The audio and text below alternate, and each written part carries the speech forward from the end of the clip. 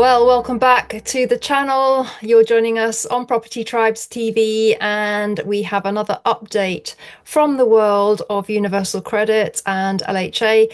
And who better for that than one of the UK's leading experts, Bill Irvine. And Bill, it's always a pleasure to catch up with you. And I think a good place to start is the reviews that have been happening. I think millions of people have been involved in them. Could you talk a little bit about that and the kind of impact that they're having on landlords and tenants? First of all, good afternoon to you. In terms of the reviews, you're right. The DWP is currently going to employ another 3,000 staff. And the intention is that from April this year, they're going to carry out 8 million reviews of existing awards.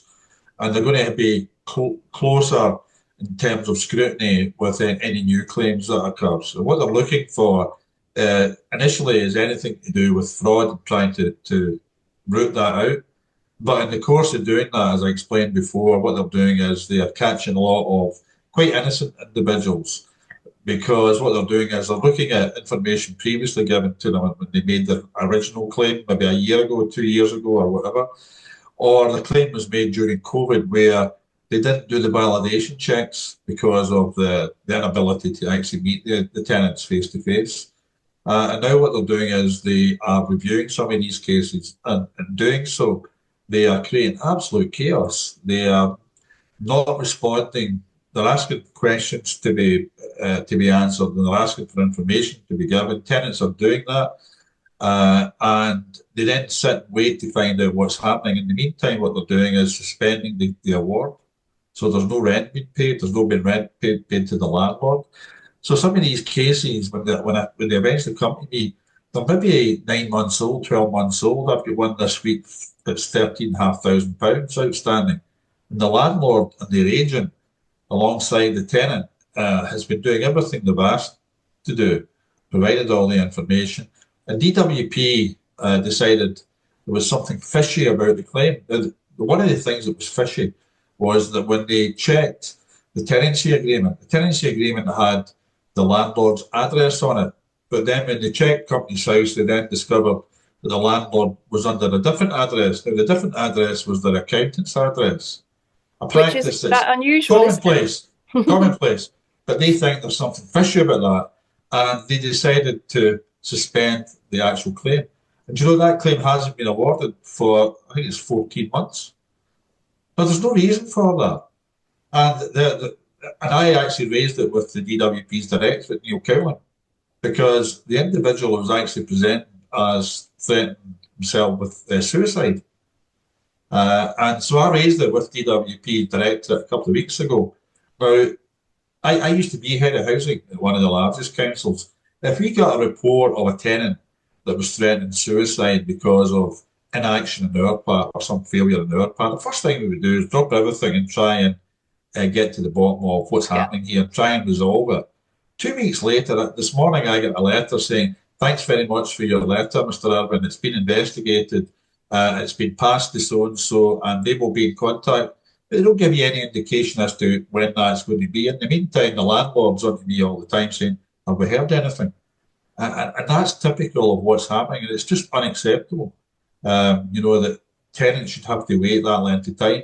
On the other side of the coin, if DWP sends a request to a tenant saying, "Look, you need to provide evidence," if you don't provide it within 4 weeks, they just stop the claim or stop the award.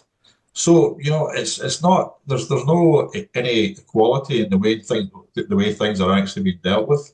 And I had a Zoom session last week with 3 of the staff involved in what they call the enhanced review team. And I come away from it thinking to myself, these people don't know what they're doing. They were actually referring to some policy that the DWP has, a safeguarding policy that allows them to do this, and allows them to retrospectively cancel claims for a year, 2 years, or whatever. And there is no such thing. These decisions that are made by regulations, by case law, and these people didn't know anything that I was referring to. Now, that case will be sorted. I've absolutely no doubts about it. My worry is there's so many more people out there who are currently struggling, individuals, tenants themselves, but landlords as well, who will be missing out on rent for a lot of these properties. And I think the last time I spoke to you, I just dealt with a case where we get £254,000 backdated, which was great. But that landlord had done without rent for 2 years. And my worry is that it's going to get worse. If they employ these 3,000 extra staff, they will increase the volume of reviews. And if these staff are not reined in and not educated as to the decisions they can make, then I think the landlords will actually experience much more difficulty. The Yeah. first indication they'll get will be something on the journal of the tenant. And if the tenant contacts the landlord, the two of them can then start doing something about it. But my worry is the landlord won't find out until later on when the rent arrears have built up to 2 or 3 months or even more than that. Yeah, well, as you know, I was contacted on social media by a man who had experienced one of these reviews and he was very distressed by it. It was very lengthy and he said it was almost like a box ticking exercise and that Yeah, person had no understanding of his disabilities and he was asked questions that were irrelevant to him yeah, and he felt that he was just in limbo, not understanding. And to me, it sounds like there's a training issue with the people that the DWP are recruiting because Bill, you're an absolute mine of information about this and you know it inside out. It's very, very complex. And I can't imagine recruiting thousands of people and putting them through a couple of days training or however long it is going to actually provide a workable way to undertake these interviews. So it is very concerning. And we've also had the case recently where there was a ruling that the tenant had a disrepair issue and had decided to withhold his rent, yeah. and the landlord was able to switch the payment to him without the tenant being consulted first, and that's gone in favour of the tenant, hasn't it? And now landlords cannot switch automatically to direct payment without the tenant being consulted. And I find that kind of strange, Bill, because repairs and maintenance issues are actually, to my understanding, and you may know different, they're not actually a reason to withhold rent. Yeah, you're right. I mean, the Ombudsman many years ago actually ruled that, a repair maintenance issue dispute, there was another avenue for pursuing that, another area where that could be discussed, and it wasn't relevant to the question of housing benefit being paid direct to the landlord or not. The actual case was Nathan Roberts. It was a High Court case, and it was DWP were found to be acting illegally by not consulting with the tenant before they made the payments direct to Guinness Housing Association. There's a bit of misunderstanding about how that will impact, particularly in the private sector landlord, because the private sector landlord has always been forced to apply using this online system. And then at that point, what happens is the tenant is engaged. They're asked, do you agree with the fact that your landlord's saying it's 2 months arrears? So the private sector are already doing that, the check before they actually make the payment to the landlord. And oftentimes as well, that these individuals are actually suggesting there's a repairs or maintenance issue. And the DWP, rather than give the money to the landlord, will invariably actually leave the money with the tenant. And that's a frustration for many landlords. But it's actually more the social landlords that will be affected by that, first and foremost, because what will happen with them is at the moment they have a portal, and when their tenants are in arrears, or even before then, the landlord can apply and it's automatically given to them direct payment. So the Nathan Roberts case will impact on that. And what DWP, I spoke to them just yesterday, what they're planning to do is basically to align the social landlord situation with the private one. So before they make a payment in the future to a landlord, they will engage with the tenant first of all. And if the tenant within 7 days comes back and says, look, there is no rent arrears and here's the evidence of that, then the landlord will be refused. If they come back and say there's a repair issue, then the likelihood is that the DWP will write out to them again and say to them, look, where's the evidence of that? What that will do in turn will create delays. And delays will create increased arrears and potential rental loss. And if you then look at what's happening with, the renters bill, my worry with that is that social landlords have always been 75% of all actions are taken down the discretionary route. And that was what they were advised to do by the regulators. But if now that right's been taken away and they have to apply down the mandatory, Section 8 route, then what that's going to do is create bottlenecks. And the bottlenecks in turn will impact on the courts and the delays and all the other things that we are already experiencing. But, I mean, the way things are working just now is not very good. It's not fit for purpose as far as I'm concerned. So how the courts will cope with a large scale. I mean, I was at South Lanarkshire where we had 40,000 tenancies, 70,000 of them were on benefits. And we would apply to the courts en masse for repossession actions. When I say en masse, I don't mean there was thousands at a time, but we would maybe have an application for 20 or 30 at a time. Whereas most private landlords will probably be going with one occasionally, over maybe a 2 or 3 year period. So the volume of cases going through the courts. And the other thing is social landlords are subject to what they call pre-action protocols, where they have to demonstrate before they took action that they were engaging with their tenant and they were trying to make arrangements and do all the other things. And I think that, again, will eventually then start to impact on the private sector landlord. And all of those things, the mix of those things, I think, will all do is create delays. It'll create further rent arrears and potentially rental loss, unless the government does something to address the shortage of staff dealing with things just now. Well, I think the average time for possession at the moment is about 15 or 16 months. And I absolutely agree with you. When the Renters' Rights Bill comes in and the Section 21 route to gain possession is abolished, the courts are going to be absolutely overwhelmed. And, all the new legislation does make it a lot harder to gain possession, and you're going to have to contend with that and the delays in the courts. So I can understand why some landlords are lacking in confidence about staying in the sector. The other thing about the Renters' Rights Bill is that obviously you can't discriminate, and of course that's completely understandable. But we still see self-managing landlords on the portals writing things like no DSS, and they're not going to be able to do that anymore, and I believe they could be fined.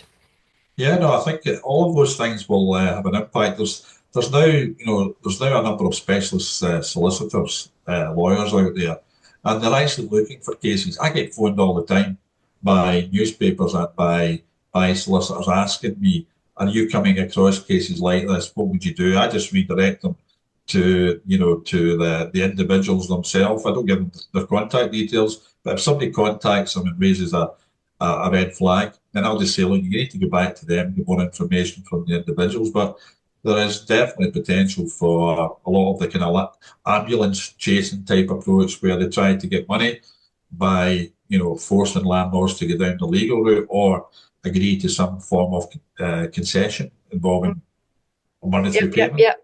The risks are being amplified.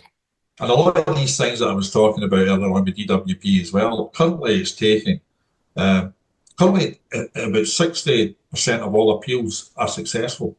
Right? The problem is that it's taken a year or even longer to get them to a hearing. I did one which is on your website just this week that involved a young woman who had a baby. She was living with her partner. Social services turned up at their door one night and said, "You're going to have to take the partner's 2 other sons," because their mother had been taken into hospital, I think it was, but it was a long-term situation. And they were in a one-bedroom property. So the 5 that were in that property started to cause friction, and they separated. The girl's parents bought a house and put her into the house. They had to take out £200,000 loan, security of their own home to do it. And they never thought for 1 minute they wouldn't get any help from DWP. They should have got helped with their housing costs. It was denied. We appealed it. DWP were invited to respond to my submission, failed to do that despite an instruction from the judge. They arranged a hearing in September last year, didn't bother to turn up at that. The judge gave them a second chance last week, and they turned up at the hearing. DWP didn't even turn up.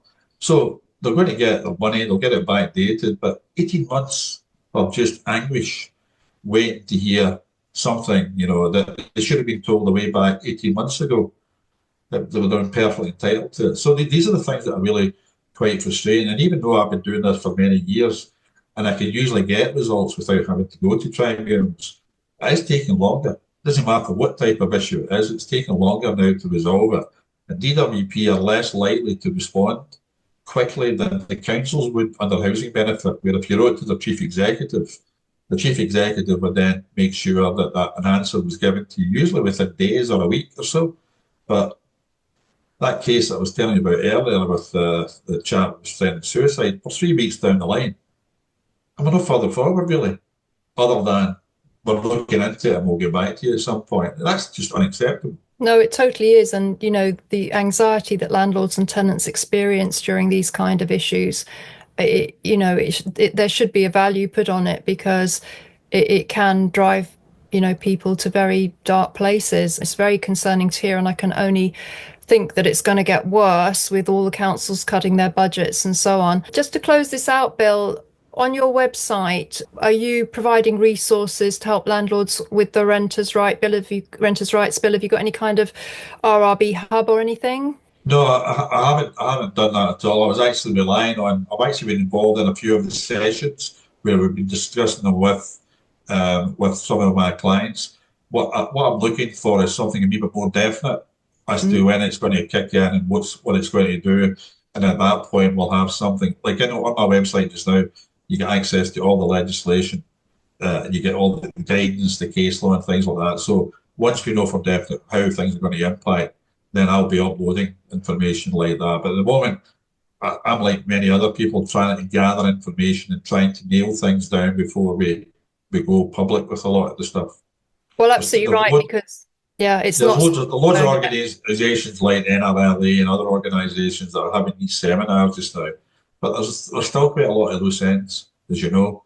No, Uh, there definitely is. Yeah, there but is. I don't have any doubt this government, more so than the last government, I think is hell bent on uh, going to force ahead. And I read something today where they're now talking about charging £35 for a data fee. I don't know whether you've heard that. Hmm. Yeah, £35. But what's that about? I haven't heard anything other than that this morning.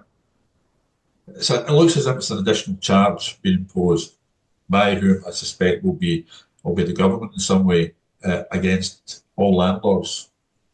So, but it's like every day goes by, you hear something new coming up or a different angle to it.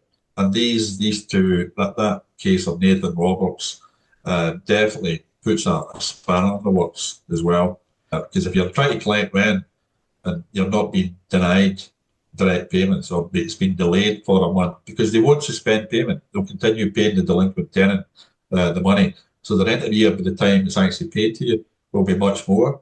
Yeah. And the direct deductions that the court address, you will not get that until they're satisfied that there is no loose ends.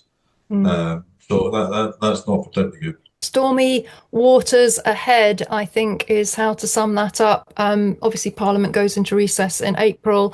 The first we'll probably hear anything is late May or June. Yeah. It is all up in the air. The devil is in the detail, and we don't have it all at this stage. But I think conversations like this are really good just to give the heads up to landlords that they need, to be engaged with the topic and keeping up to date as it all unfolds. And Yeah, Bill, thank you absolutely. so much for everything that you do for the landlord and tenant community. And it's wonderful talking to you as always. And we should catch up with you again when things are a little bit clearer. Okay, look forward to that. You take Good care. afternoon. Okay, cheers, bye bye.